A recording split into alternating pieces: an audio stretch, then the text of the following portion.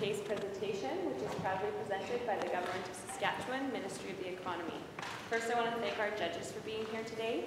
We have Brian Dilling from the Government of Saskatchewan, Ministry of the Economy, Nathan Elliott from Insight West, Sean Kelly from EMCO, Brian Langan from the Richard Ivey School of Business, Jacob Pope from Aspen Medical Canada, and Krista Watson from the Government of Saskatchewan, Ministry of the Economy. The competitors behind me here will have a maximum of 23 minutes to present. I will be showing time cards at various intervals to indicate the remaining time, and will stop any speaker who exceeds the time limit. No questions, comments, cell phones, or picture taking is permitted from the audience, and the audience is only permitted to applaud following the conclusion of the presentation. The audience is also banned from wearing any material that bears the name or symbol of a competing university. I also will ask that at the conclusion of the presentation that all of the audience and the presenters leave the room immediately to allow our judges some time to deliberate. Competitors, and we begin when you're ready.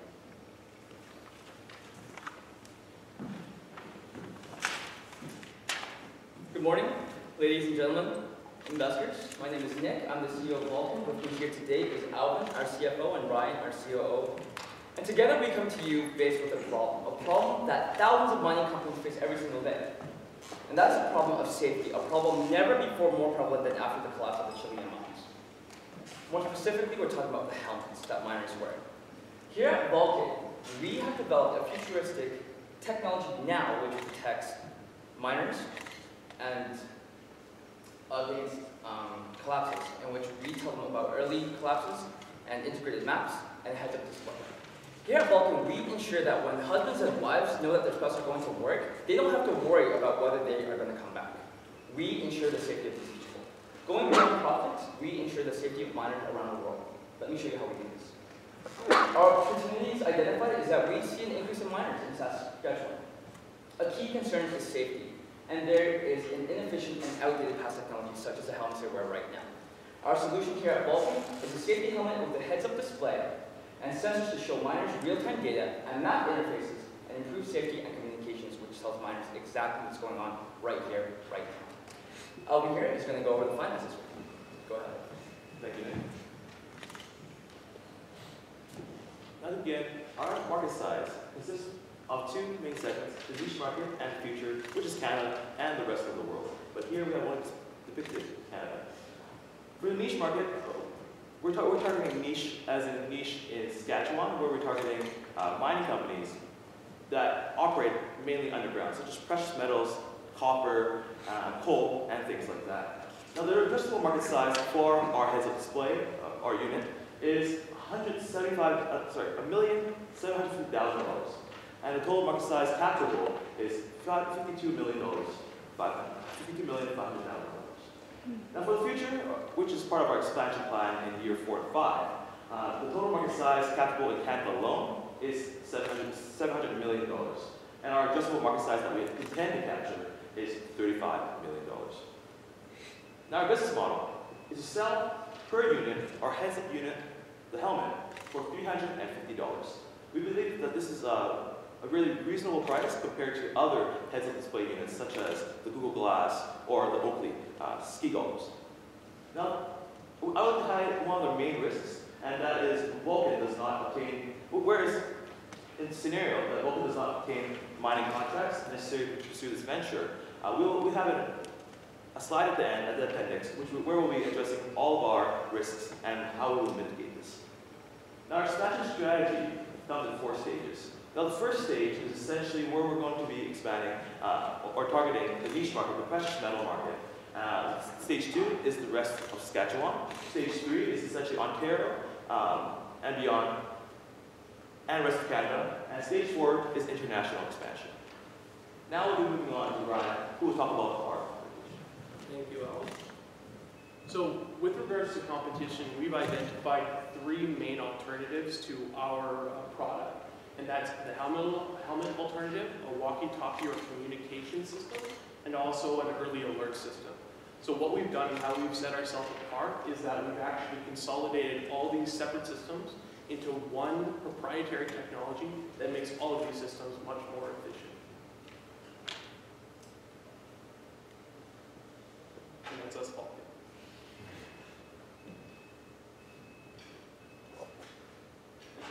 then just moving on to marketing here.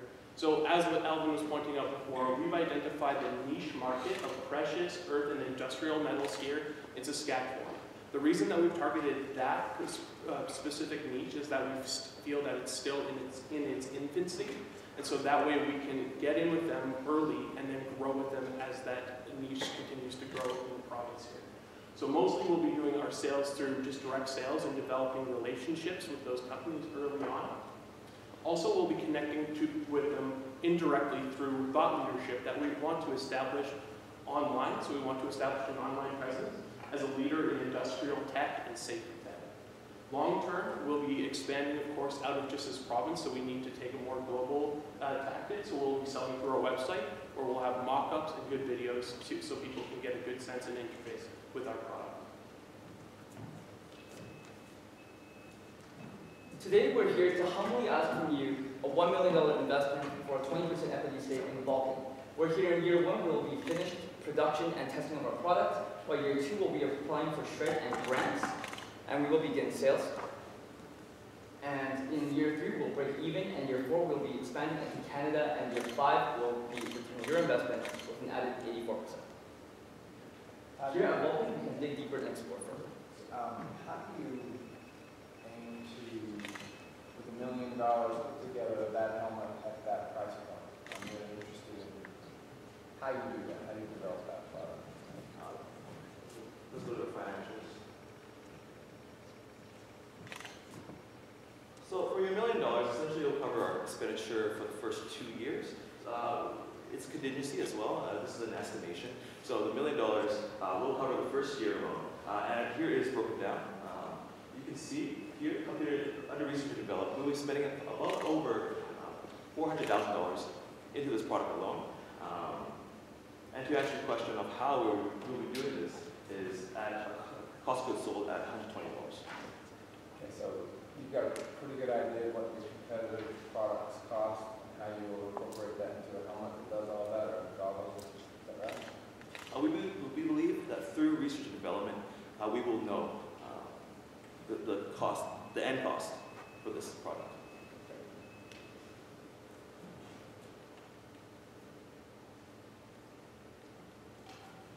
I've been underground a few times at some of these sites that you speak to, and one of the things that's difficult is communication. Cell phones don't work. Has that been considered in this product? Absolutely.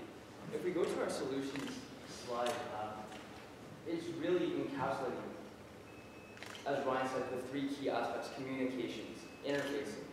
And what we do is that heads-up display, it shows people where they are in real time, but it also allows them to contact and communicate with each other. In aspects to the technology, we do have, this is a proprietary technology in which we can patent. And in terms of how we communicate underground, that will be solved through our research and development, which does also explain why our research and development cost is quite high. I'm not familiar with the technology at all, but I wonder if you could give us a little bit of detail on how you quantify the size of the market. How do you come up with those numbers? In regarding our market size? Yeah. Okay.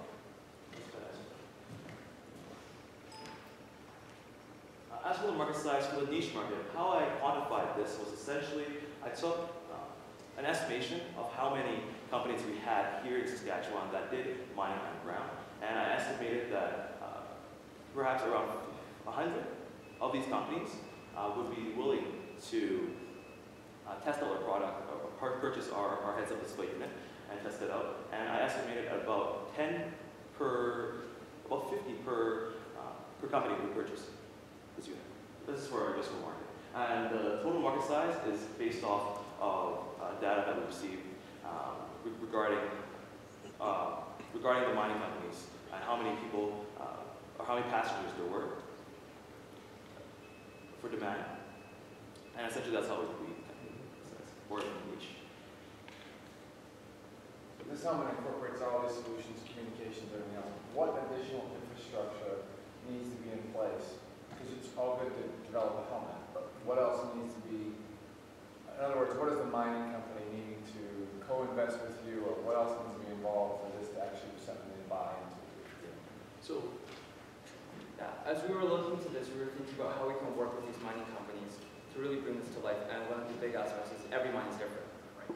So one of the things that we do need from the mines are the schematics of their mines, and in terms of how we teach the miners to use our product, we will have a console that is attached with the helmet with such a higher price tag. This is an equipment that really saves lives, right? So in reducing the liability, they will have a bigger expenditure that they can use. Sure, that makes sense. They'll spend more money on something that works. So if there's a positioning system, there's got to be some infrastructure in there so that the helmet recognizes where they are. Yeah, If it's a right. communication system, there's got to be something else. Sure. Yeah, we're setting up like sort of like a network hub that may be placed actually, for example, like in the tunnels throughout the mines, and these hubs can sort of have all these different helmets communicating with each other in the mines. So basically, R&D can figure the rest out. Yeah. So adding on to that, if there were, like you were talking about classes in line, if that took out your helmet, what would happen then? That's a great question. That was actually one of our first key things to think about. Safety is number one. In case of a collapse, we do have sensors built in that will alert every other miner that a collapse has just happened. Also, the numbers of helmets that have been affected because they will have pressure sensors. As soon as those goes off, people will know how many have been trapped with the damages, and we can assess and go from there. It's a great question. Is there any risk of distraction, health and safety issues because of the screen itself? That was another thing that we thought about as well. So we just have the one eye right there. It's very much like the Google Glass. It's just a heads-up display. And like we said earlier, we wanted them to have a training process and get to really understand the technology. So we're thinking about a month of training and getting to familiar yourself with the technology. And then after maybe 2 weeks, taking this underground and slowly going from there. It's kind of like riding a bike, right? So would you have your companies make it mandatory, because you know some people are into doctors and might not want that on their helmets, and would there be an opportunity to turn that off? Or Are you talking specifically to the heads-up display?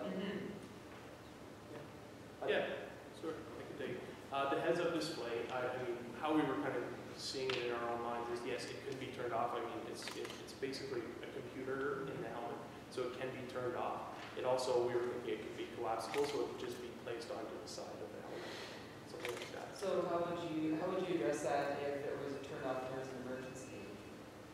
It is an emergency situation. We go off the surface. Exactly. I actually think that's a good idea. This is cool. My really big question is how do you end up competing with someone else who realizes it's cool too? So you're competing against someone like Google, and I really hate them as a competitor. So what's the thought process on not only doing R&D, putting the technology together, and then having someone else come in and say, hey, that was a good idea. I think I'll do it cheaper. Yeah. So what we're planning on doing, we are planning on patenting this technology. Not only that, but we're also hoping to manufacture this in Canada and really focus on quality above all things. I mean, if a company, somewhere else in the world decides to rip off our product, we don't really even think it matters if we place ourselves as the company with the best quality helmets. Because when you're talking about safety, quality is basically everything. So do you have lots I'm sure you probably remember this, but do you have lots of kind of partners that are going to help you ultimately achieve that? Because if you try and manufacture a helmet, put together the software, source all the hardware for all this, it's a pretty long project. So is that an idea that you've got? Have you identified anyone? In terms of collaborations? Yeah. Supply chain kind of stuff. Who else helps you make this cheaply? In terms of the materials, I'm actually an engineer.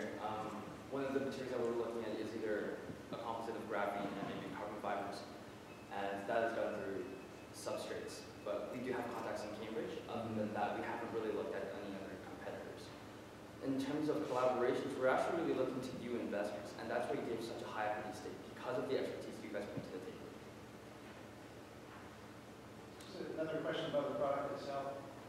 Would it be that every miner would have their own helmet, or okay, so it's not a piece that you take off and give it to somebody at the end of the ship? It's an all-in-one. Yeah, exactly. What's the lifespan of a product like this in terms of We're thinking somewhere in the realm, it depends on, like, we're going to be doing continuous innovation ourselves on this product, where we'll be putting out new products as they come along and as we find other ways to make it safer. But we're thinking that these could last in a rotation at least for 5 years. terms of the R&D, the R&D process is always really a big thing. What kind of key areas are you actually developing? Is it just how different pieces interact, or is it an entirely new platform? We're basically reinventing the wheel, if you Yeah. want to use that metaphor. So I completely understand the R&D is going to be quite intensive. We have the basis of what the helmet is. It's actually interesting because the premise of this helmet already exists. The military uses a lot of this kind of stuff. They have the weapons, that kind of stuff, gift name it. So we're really going to look at their designs, how they've done it, and perhaps backwards engineer a lot of that stuff and see how we can incorporate it into ours. And that's my next question. The intellectual property you end up with is what precisely? Because I know you're going to be bringing in different components. What do you end up having the unique competitive advantage in? What do you patent?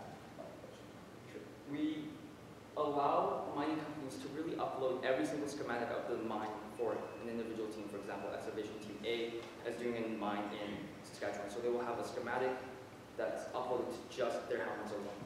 So the ability to do that and to communicate, I guess, is what we're patenting within the helmet, and a change of materials and composition.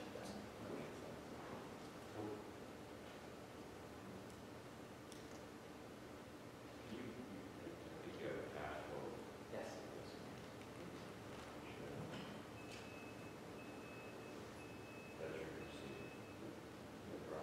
Yes. Talk to it. Alright, so essentially, you can see year one, year two, pretty much below the line. Year three is when we break even, we'll start making money. And essentially, year six is a terminal value, so we should count year six, but it's a terminal value. You know, it's graph, but essentially, it's pretty much a positive growth for our cash flow. That's the big. Mine is a dirty game sometimes. Like there's grit, there's soot, there's dust. Has that been accounted for the technology? It tends to be very precise. And yes, that's why we look to substrates for this solution. They really offer quite an elegant solution for nanofabrication. There's easy ways to apply polymer towards the outside of this to ensure that no dust gets on it, and an easy cleaning solution as well. Definitely under our financial statements, we have outlined 4 different sectors that we're going to hire engineers for, and designing is that's one of them, and will be a major part of it that will address that issue.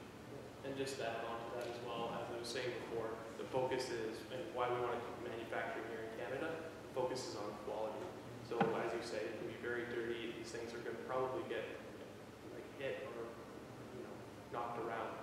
So we definitely want to make sure that we know and work closely with the manufacturer so we can ensure very good quality. Are you hiring third-party engineers? I'm just wondering why that probably expensive emissions. Essentially, the majority of the research and development is in the first year, and year 1, year 2, and that's why it diminishes. And also maintenance and perhaps with updates. We wouldn't need the engineers full-time for that purpose. That is the reason why.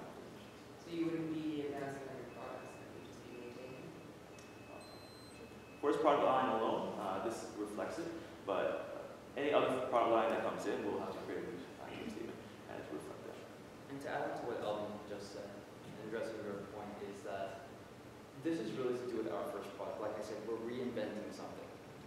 And to do that, we need to make sure we get that right before we move on to anything else. So this really keeps us focused on the product that we develop right now before we expand. Can you explain to me what Minecraft 5,000 is? And that's part of the deal. Yeah. These are actually investment incentives, and they're great to help us kind of mitigate the risk that you guys are taking as investors. We'll be applying for SHRED, which is a government initiative. It's for subsidizing your R&D. You get 35% back on your first $3 million, the rest is 20%, which you can apply in year 2.